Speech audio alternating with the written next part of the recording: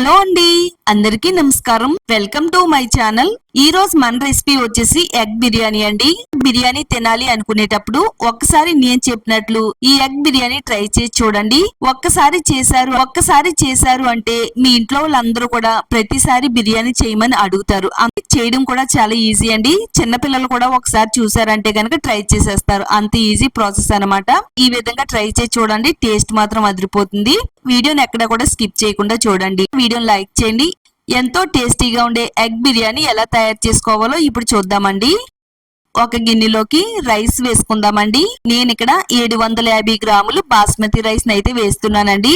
Basmati rice అయితే taste బాగుంటుందండి. మీరు కావాలనుకుంటే నార్మల్ రైస్ తో అయినా గానీ ఈ బిర్యానీ చేసుకోవచ్చు. రైస్ వేసుకుని 1-2 సార్లు శుభ్రంగా బియ్యాన్ని అయితే కడిగేసుకోవాలండి. నీళ్లు పోసుకుని ఒక అరగంట పాటు బియ్యాన్ని అయితే నాననిద్దామండి. బిర్యానీ అంతా కూడా పొడి పొడిలాడుతూ చాలా బాగా వస్తుందండి. గుడ్లను రెడీ చేసి పెట్టుకుందామండి. 9 వరకు గుడ్లను అయితే రెడీ చేశానండి. చక్కగా ఉడకపెట్టి దీనిపైనుండే పెంకులు మొత్తం తీసేసానండి. ఘాట్లు పెట్టుకోవాలండి. ఈ విధంగా మనం ఒక 4-5 ఘాట్లు పెట్టుకుంటే గుడ్లలోకి ఉప్పు, కారం, మసాలాలు అన్ని కూడా వెళ్లి చాలా మంచి టేస్ట్ అనేది వస్తుందండి. ఈ విధంగా ఘాట్లు పెట్టుకుని పక్కన పెట్టుకోవాలి. స్టవ్ ఆన్ చేసుకుని కొంచెం వెడల్పుగా ఉండే గిన్నె పెట్టుకుని దాంట్లో 1 టేబుల్ స్పూన్ ఆయిల్, కొంచెం పసుపు, కారం, సాల్ట్, మసాలా పొడి వేసుకోవాలండి. గరం మసాలా ఒక 1 నిమిషం పాటు ఆయిల్లో ఫ్రై అయిన తర్వాత గుడ్లన్నిటిని కూడా ఆయిల్లో వేసుకుని మంచి గోల్డ్ కలర్ వచ్చేంత వరకు ఈ విధంగా వేయించుకోవాలండి. కలర్ అనేది ఈ విధంగా మారాలన్నమాట. ఇలా వేయించి పెట్టుకున్న గుడ్లన్నిటిని కూడా ఒక గిన్నెలోకి తీసుకుని పక్కన పెట్టుకుందాము. కొంచెం మందంగా వెడల్పుగా ఉండే గిన్నెని స్టవ్ పైన పెట్టుకోవాలండి. బిర్యానీ వండడానికి సరిపడినంత గిన్నెని అయితే తీసుకోవాలి. కొంచెం మందంగా వెడల్పుగా ఉండే గిన్నె అయితే అడుగు పట్టకుండా ఉంటుందండి. ఒక 3 టేబుల్ స్పూన్లు ఆయిల్, 1 టేబుల్ స్పూన్ నెయ్యి వేసుకుని నెయ్యి అంతా కూడా బాగా కరిగిన తర్వాత ఓల్ బిర్యానీ సామాన్లు వేసుకోవాలండి. చెక్క, లవంగాలు, యాలకులు, మరాఠీ మొగ్గ, బిర్యానీ ఆకులు మొత్తం అన్నిటిని కూడా ఇందులో వేసేసుకుని ఆయిల్ ఫ్రై అయ్యేటట్టుగా బాగా కలుపుకోవాలండి. కొంచెం జాజికాయని కచ్చా పచ్చాగా దంచుకుని ఇందులో వేసుకోవాలి. బిర్యానీ మసాలాలన్నీ కూడా వేగిన తర్వాత మీడియం సైజ్ లో ఉండే ఒక 4 ఉల్లిపాయల్ని ఇలా సన్నగా పొడవుగా కట్ చేసి పెట్టుకోవాలండి. ఆయిల్లో వేసుకుని ఉల్లిపాయలు మంచి గోల్డ్ కలర్ వచ్చేంత వరకు ఈ విధంగా వేయించాలండి. దీంట్లో కొంచెం సాల్ట్ వేసుకుని వేయించుకుంటే తొందరగా ఉల్లిపాయలన్నీ కూడా మగ్గిపోతాయండి. ఇలా గోల్డ్ కలర్ లోకి ఉల్లిపాయలు మగ్గిన తర్వాత 1 టేబుల్ స్పూన్ వరకు అల్లం వెల్లుల్లి పేస్ట్ ని వేసుకోవాలి. ఫ్రెష్ గా ఉండే అల్లం వెల్లుల్లి పేస్ట్ వేసుకుంటే టేస్ట్ బాగుంటుందండి. అల్లం వెల్లుల్లి పేస్ట్ లో ఉండే పచ్చిదనం అంతా పోయేంత వరకు ఆయిల్లో బాగా ఫ్రై చేసిన తర్వాత ఇప్పుడు మీడియం సైజు లో ఉండే ఒక 3 టమాటాలని ఇలా చిన్న చిన్న ముక్కల కింద కట్ చేసుకుని బాగా ఫ్రై చేసుకోవాలి. ఇలా టమాటా ముక్కలు కూడా ఈ విధంగా మగ్గించాలండి. దీనిపైన మూత పెట్టి ఒక 2-3 నిమిషాల పాటు ఉడకనిస్తే గనక టమాటాలు కూడా ఆయిల్లో బాగా మగ్గిపోతాయి. ఈ విధంగా టమాటాలు మగ్గిన తర్వాత కొంచెం పుదీనా తరుగు, కొంచెం కొత్తిమీర తరుగుని ఇందులో వేసుకుని వేయించేసుకోవాలి. 4-5 పచ్చిమిరపకాయల్ని ఇలా చీల్చుకుని వేసుకోవాలి.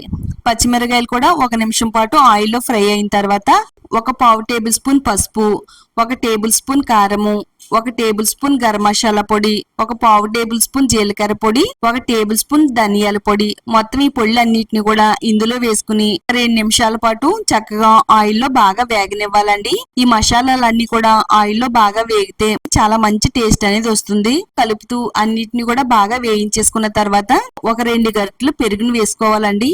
ఇందులో బెరళ్ళు అనేవి ఏమీ లేకుండా ఇలా గరిటతో అంతా కూడా కలిసేటట్టుగా ఈ విధంగా మనం బాగా కలిపేసుకోవాలి. పెరుగు అంతా కూడా క్రీమీగా మారేంత వరకు కలుపుకోవాలండి. మూత పెట్టి కుక్ చేసుకోవాలండి. ఈ విధంగా మనం ఆయిల్ అనేది సెపరేట్ అయ్యేంత వరకు వేయించాలి. ఆయిల్ సెపరేట్ అయిపోయి మనకి ఇవన్నీ కూడా ఆయిల్లో చాలా బాగా ఫ్రై అయిపోయినాయి అనమాట. ఇందులో వాటర్ అనేది వేసుకుందామండి. 1 లోటన్నర రైస్ అనేది వేసానండి. 750 గ్రాములు రైస్ వేసాను. 1 లోట రైస్ కి 1.5 వాటర్ అనేది 2 లోటాలన్నర నీళ్ళని పోసానండి. ఇందులో పుదీనా తరుగు, కొత్తిమీర తరుగు, అలాగే రుచికి సరిపడినంత ఉప్పుని వేసేసుకుని అంతా కూడా కలిసేటట్టుగా ఈ విధంగా బాగా కలిపేసుకోవాలన్నమాట.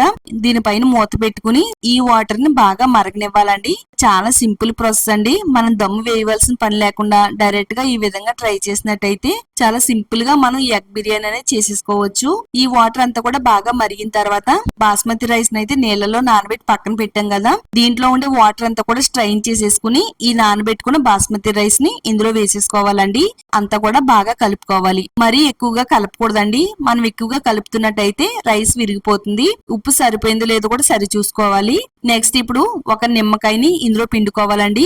కొంచెం పెద్ద సైజు నిమ్మకాయ అయితే గనక ఒక బద్ద నిమ్మరసాన్ని పిండుకుంటే సరిపోతుంది. నిమ్మరసం వేసుకోవడం వల్ల రైస్ అంతా కూడా పొడి పొడిలాడుతూ రైస్ విరగకుండా బాగా వస్తుందండి. ఇలా నిమ్మరసాన్ని పిండేసి అంతా కూడా కలిసేటట్టుగా కలిపేసుకుని దీనిపైన మూత పెట్టి కొద్దిసేపు రైస్ ని ఇలా ఉడకనివ్వాలండి. ఇలా రైస్ అనేది 90% ఉడికేంత వరకు మూత పెట్టుకుని మీడియం ఫ్లేమ్ లో ఉడకనివ్వాలి. ఇలా ఉడికిన తర్వాత ఒకసారి గరిటతో అంతా కూడా బాగా కలిపేసుకోవాలి. ఇప్పుడు మనం ముందుగా వేయించి పెట్టుకున్న గుడ్లన్నిటిని కూడా దీనిపైన ఈ విధంగా వరుసగా పెట్టుకోవాలండి. ముందే వేసినట్టయితే బిర్యానీ వేసుకునేటప్పుడు ఇరిగిపోతాయండి. పైన పెట్టుకున్నట్టయితే చక్కగా ఎగ్స్ అన్ని కూడా పైన ఉంటాయి అన్నమాట. దీనిపైన పుదీనా తరుగు, కొత్తిమీర తరుగు వేసేసుకుని మూత పెట్టేసుకోవాలండి. దీనిపైన కొంచెం బరువుగా ఉంటే కిచెన్ రోల్ పెట్టుకుంటే గనక మనకి ఆవిరి అనేది బయటకు పోకుండా బిర్యానీ అంతా కూడా చాలా తొందరగా ఉడుకుతుందండి. బిర్యానీ మనకి రెడీ అయిందో లేదో తెలియడం కోసం ఇలా కొంచెం షార్ప్ గా ఉండే గరిటెని గుచ్చి చూసినట్టయితే వాటర్ అనేది ఏమి అంటకుండా ఉన్నట్టుంటే గనక బిర్యానీ అనేది రెడీ అయిపోయిందండి. స్టవ్ ఆఫ్ చేసి కొద్దిసేపు అయితే అలా వదిలేద్దామండి. కొద్దిసేపు అలా వదిలేసినట్టయితే మనకి రైస్ అంతా కూడా పొడి పొడిలాడుతూ పువ్వు విచ్చినట్టుగా విచ్చుకుంటుందండి. అంత పర్ఫెక్ట్ గా మనకి ఈ బిర్యానీ అనేది వస్తుంది. ఏదైనా ఒక ప్లేట్ లో సర్వ్ చేసుకోవడమేనండి. ఎంతో టేస్టీగా సింపుల్ గా ఉండే ఎగ్ బిర్యానీ అయితే తయారైపోయిందండి. ఒకసారి చేసి పెట్టామంటే మన ఇంట్లో వాళ్ళందరూ కూడా ప్రతిసారి కూడా ఇదే బిర్యానీ కావాలని అడుగుతారండి. అంత టేస్టీగా ఉంటుంది. మనకి చేయడానికి కూడా చాలా ఈజీ అన్నమాట. ఇంట్లో ఒకసారి ట్రై చేయండి. ట్రై చేసిన తర్వాత టేస్ట్ ఏ విధంగా వచ్చిందో ఈ వీడియో కామెంట్ సెక్షన్ లో షేర్ చేయడం మాత్రం అస్సలు మర్చిపోవద్దు. వీడియోని లైక్ చేయండి. ఇలాంటి మరిన్ని టేస్టీ రెసిపీస్ కోసం ఛానల్ సబ్స్క్రైబ్ చేసుకోండి.